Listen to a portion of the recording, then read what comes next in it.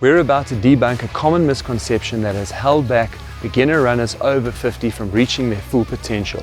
If you've ever wondered how to get started or been hesitant about lacing up your shoes, then this is for you. The saying goes, how do you eat an elephant? And you do that bite by bite. And so if you're a beginner starting running, it is the same concept. Step by step, little by little, don't do too much. You want to start off very, very slow, not trying to do too many things all at once. And more importantly, you really don't want to be comparing yourself to others.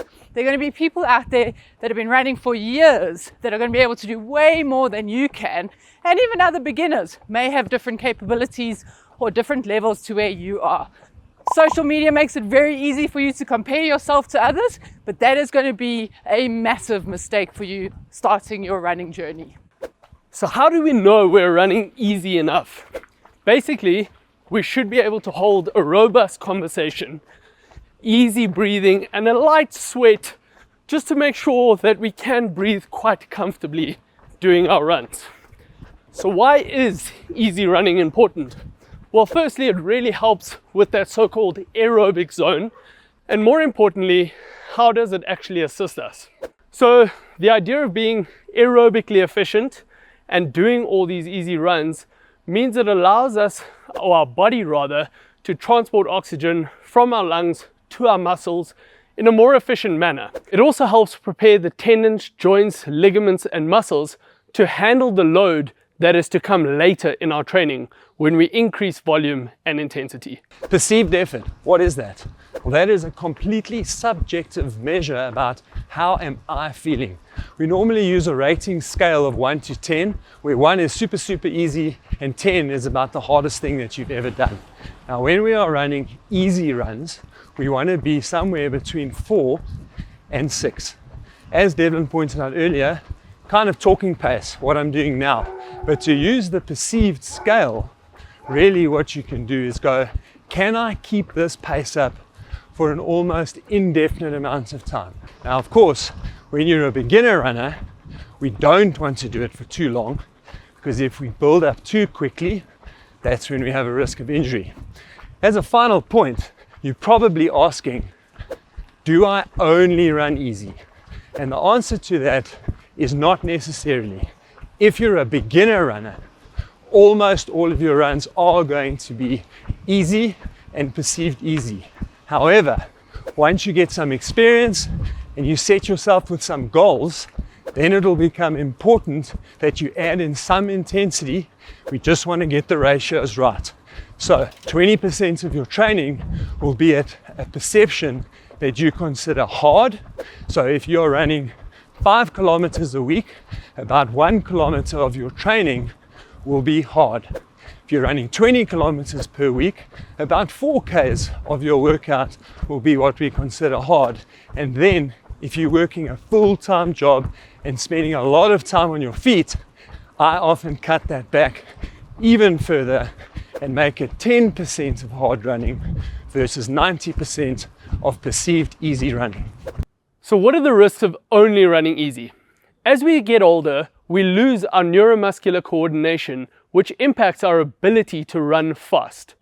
So ideally, once we've laid a good foundation of constant, easy running, some good volume, it is then that we should start to implement a bit of high intensity work into our training. Running is a high impact sport, and as a result, there's always going to be a risk of injury. However, if you are building up your volume appropriately at the right time and at the right intensity, doing this one thing will greatly reduce that risk of injury. Dev has just spoken to you about the risk of injury and running too much too soon. And the key point is that you have to understand there's a difference between injury and nagging pains. Lindsay is going to speak a little bit later around conditions where running is a contraindication or a negative. But for the general population, running does not cause sore knees. Doing nothing causes sore knees. Yes, of course, running is a compounding sport. It's cyclic, so right foot, right foot, and it is compounding. And so you have to find ways to mitigate to making sure that your knees are strong enough to be able to sustain the loads of running. But overall, running can be very, very good for you. One common misconception is that you can't run if you've got osteoarthritis. Now, we do have to put some things in place to make sure that we don't worsen the condition, but it's absolutely untrue that we can't exercise, and in particular that we cannot run with osteoarthritis. You do need to listen to your body. You do need to manage the intensity that you are running at, so you are going to spend a lot more time running easy, and you're going to moderate the volume of your run. So in other words, you're going to have shorter, easier runs, and you're going to space them further apart. So if you do go for a run and it does feel quite uncomfortable, then you're going to take 2-3 days just to let everything settle down. You might be hearing from friends, family, and maybe even doctors that running is not good for you or good for your health. I'm here to tell you that that is not the case. Just from an overall cardiovascular health perspective, it is really, really good. It helps prevent cardiovascular disease, which you all know is one of the main health risks to our society across the globe. And so running really, really is good for cardiovascular health. There's an awesome saying that goes, doing cardio makes your life longer, doing weights makes your life better. And so with strength making your life better, this is what Lindsay and Dev were talking about earlier around keeping yourself injury-free and improving your running performance. And overall, just as you're going through aging, making your activities of daily life even better. We still have many runners well into their 70s and 80s still running, still enjoying running and keeping their lives very healthy. Of course, they are complementing their running with strength training to ensure that they're staying injury-free and keeping their performance going. Starting out doesn't have to hurt all the time. That's the most common misconception in running, particularly in over 50s.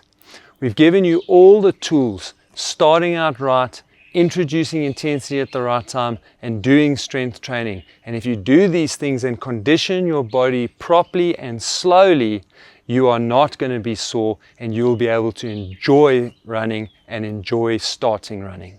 Let's set our sights on the next milestone in your running journey. In our next video, we're going to delve into the pitfalls that plague so many runners, hindering their progress and dampening their enjoyment. From training errors to mindset traps, we're going to shine a spotlight on 7 mistakes that will wreak havoc with your running.